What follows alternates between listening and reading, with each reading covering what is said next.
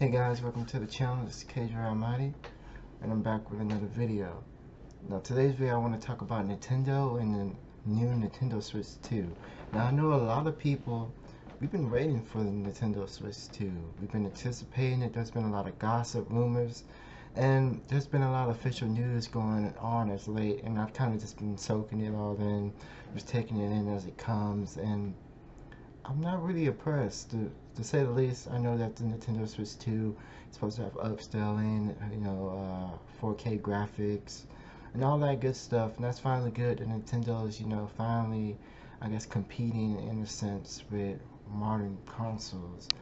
But it seems like the price tag that they put in on everything, for me at least, it's too high, and it seems like the hardcore Nintendo fanboys, they're willing to pay that price and to suffer that cost and all that. But for me, it's not worth it. I mean, $80 for Mario Kart, and they're probably gonna have DLCs, expansion, viable characters, and all sorts of just other things for that game. So really, when it comes down to it, you're going to be paying more than $80 if you really want to experience everything. And I'm just not willing to pay that price for Nintendo. Like growing up, Nintendo used to always kind of be like this, kind of family console. They used to provide this like experience, gaming experience kind of for the family. That kind of was the focus. I feel like that was the focus with the Wii, and just all the other systems that they made. But now with this big price point that they're putting on everything, I don't know. Like in this economy, I don't even think I'll pay $80 for Grand Theft Auto. Like, I'm not the biggest Grand Theft Auto fan, but I do like Grand Theft Auto. But $80 for every game, that adds up. And especially, there's multiple games dropping, throughout the year. And with an $80 price point, $20 away from 100, it makes you really think about, like, am I really going to play this game? Am I just going to take my time with it? Or am I really just going to be playing this every day? Is it really worth it like that? And especially how these companies, they like to drop unfinished products at $80 price point, and I can't even really play the game, or it's not finished, or there's glitches and stuff like that. That can really make you hate the game. So I don't know if they're thinking about that when they're dropping price points like this. Like, a $60 game or a $50 game, you might pick up two, because 120 with 60 for two games, 100 with 50, with tax it might be a little bit more. But $80, with $80, I don't think anybody's going to be buying two games. That's just going to be the one game that you get for for parents that are buying the game for their kids, and probably people that just work a regular 9 to 5. It's like, I just want to play something new. That $80 game is probably going to have to stretch with their budget for a half a year, or even who knows, for some people. With that $80 price point, that they can't just probably spare $80 a game, you you know every so often, but every so often. So these, I don't know what this is going to necessarily do for gaming in the future. I don't think it's going to be as glorious, or the sales are going to be as big as these companies think, with these high prices. I think, yes, they're probably going to make more money, initially, but for the long run, when things drag out, I think that the numbers are going to go down, and they're going to find that people are not buying that many games anymore. And I don't think that a lot of people are going to be buying Nintendo Switch 2s. Of course, the scalpers right now, they're going to buy everything up. Some people couldn't even get pre-sales because of all the scalpers for the Nintendo Switch 2 buying them and then putting the listings up on eBay. And some people thought it would be a good idea to put fake listings and try to combat that, which I don't think that was a good strategy. I think it was just somebody mad and thought they came up with something. But at the end of the day, what is that really going to do? Except mess up a person that's actually trying to buy the system. It really doesn't do anything for the people that are selling them for those marked up prices. Except, they just gotta wait a little bit longer And you know, if eventually someone's going to buy it from them, you're not really hurting the scalpers. You're just hurting people that thought they was buying an already hyped up price game system, but now they're gonna figure out it's just a picture of a system or whatever you put on there. So it's really not doing anything productive um, with that. It's kind of crazy, but yeah, you know, I was one of the people that was kind of hyped up for the Switch 2. I thought it would be cool. I didn't think it was gonna be like the same price as the Nintendo Switch, but I didn't think it would be, you know, super high and just all the accessories marked up, and you know, game prices $80, and I feel like that's a start. You know, I really don't like this $80 games. I didn't like when the games went to $70, to be honest. $70 games for me, I was like, what? You know, like I thought you know, for me, I feel like, you know, over time as people buy copies and more and more and more, they'll make their money back. But you know, I guess raising the price a little bit, they can recoup it just a little bit faster. But I feel like, you know, it wasn't even that long ago that the $70 price range was introduced, and now we're up to 80. Who's to say they won't in a year or so change it to 90, then 100? I don't know about you, but if if games cost $100 a pop, I'm not gonna be buying, you know, probably one game a year. I can't imagine buying two games a year when I have to spend $100 for this one game. That's crazy. Even $90, it's like, whoa, $90 a game? Okay, I'm probably, maybe you'll be. It has to be a really like special, like super like creative, like looks like it's gonna be a like tremendous experience for me to buy it at that price point, especially 80. Like, what game am I buying for $80? You know, most of these AAA games that come out, they're not even all the way done at release. They're glitchy as heck. Don't do what they're supposed to do. Sometimes the studios don't even deliver what they said the original vision was supposed to be. You know, all these things, but they're hyping up the prices. You can't even give, like, tell me what who else, what other industry does this? You know, they don't come through with the product that's advertised, but they're gonna hype up the price. You're not even delivering a solid good product most of the time, but you're gonna hike up the price. Come on, who does that? And these guys are, you know, they're buying into it. Oh, just say you can't afford it. I can't afford it, especially if it's not even a good product. You ain't gonna go to McDonald's and, you know, order a number one, and they don't even give you the, you know, the full Big Mac. It's just half a Big Mac, and you know, some soggy fries, and the soda's not even carbonated. You're not gonna buy that. You especially not gonna keep coming to McDonald's if they hike up the price of it and they're delivering it like that. So why would I pay more for a AAA video game that's not even gonna be finished on release? You guys still gonna be working on it for several months throughout the year, or even the whole year. Like, come on, man. You want me to give you more money for products that aren't even up to standard?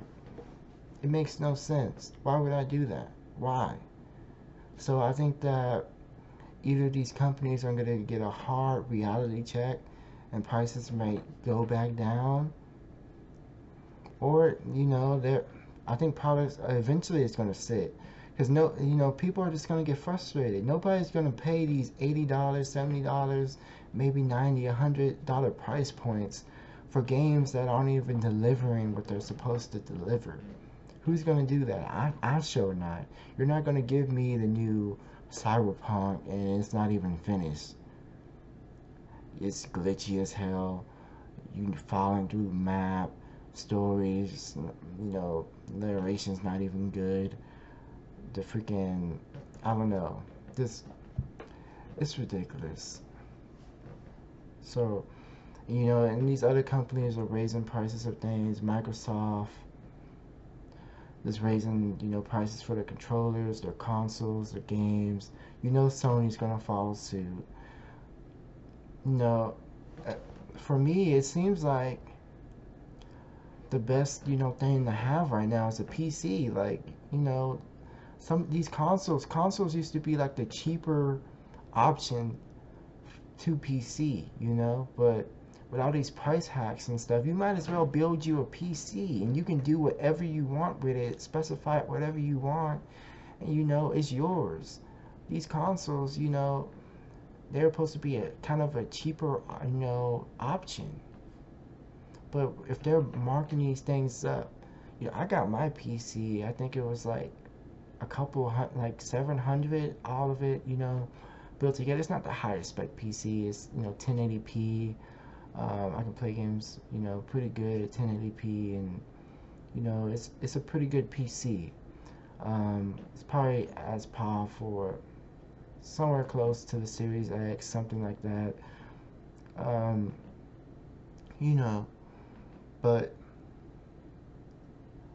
these consoles, they're getting higher as they age. I never heard of that before. When the PS2 first came out, it was, it was a certain price, and then eventually the prices got lower as it, got old.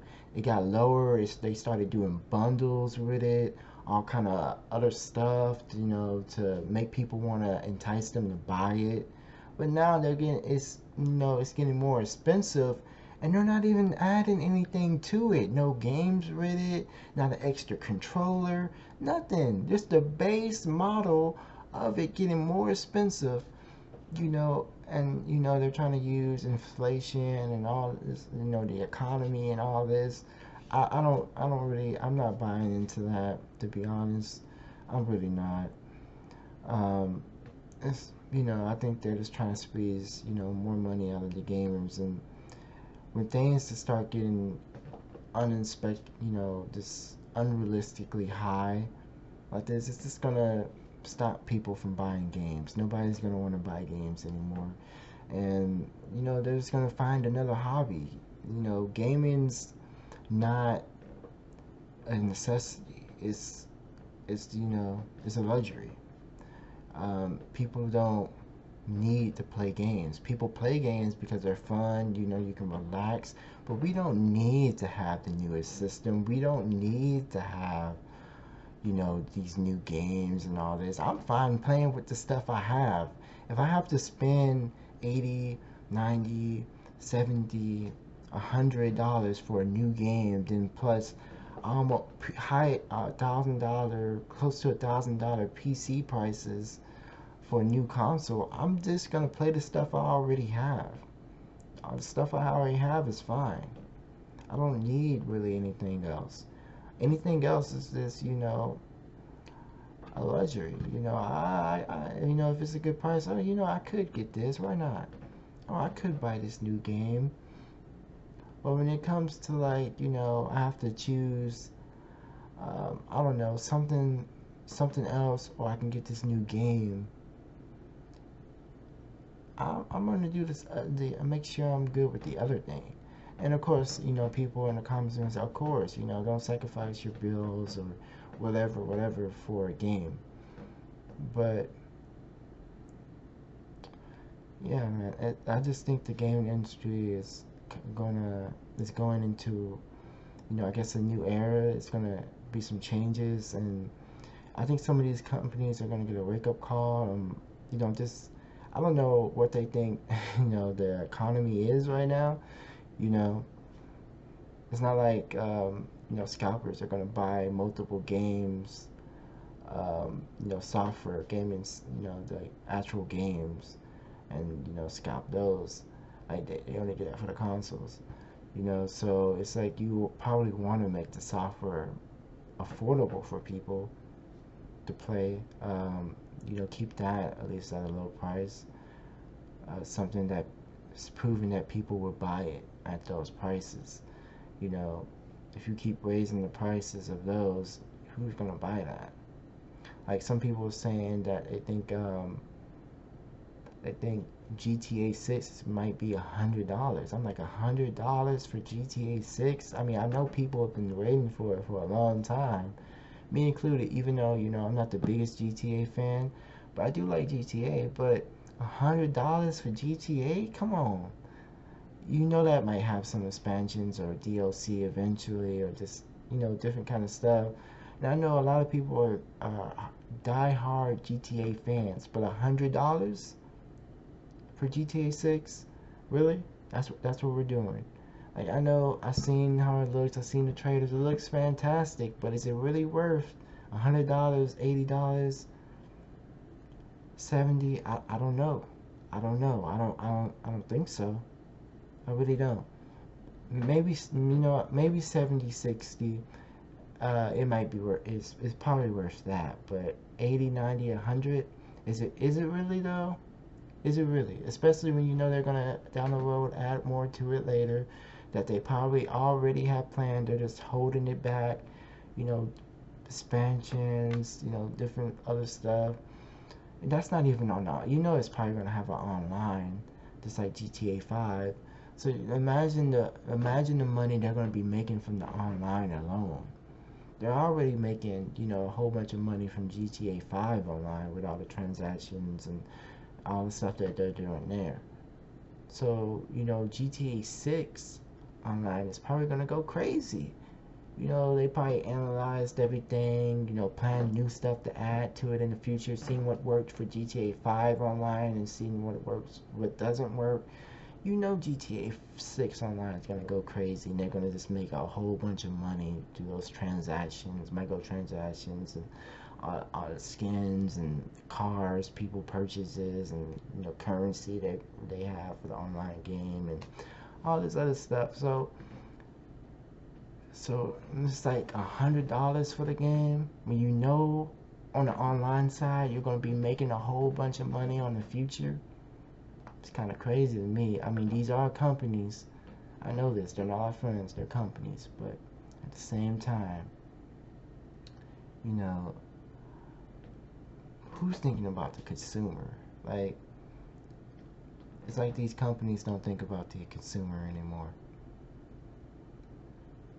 It's crazy. But with that said, this is just just a rant. Me just giving out some steam about, this is what I think about the current state of the gaming industry, gaming as a hobby, and, just everything going on. I'm looking at it, I'm sitting back, I'm analyzing, just listening and watching, and it's crazy, I can see, why a lot of people are putting up them black flags and, they selling the seas. I can see it. Because it's getting ridiculous, at some point, it's just getting ridiculous. I'm not telling anybody to go sell 7 Cs. I'm just saying I can understand why some people are doing it. But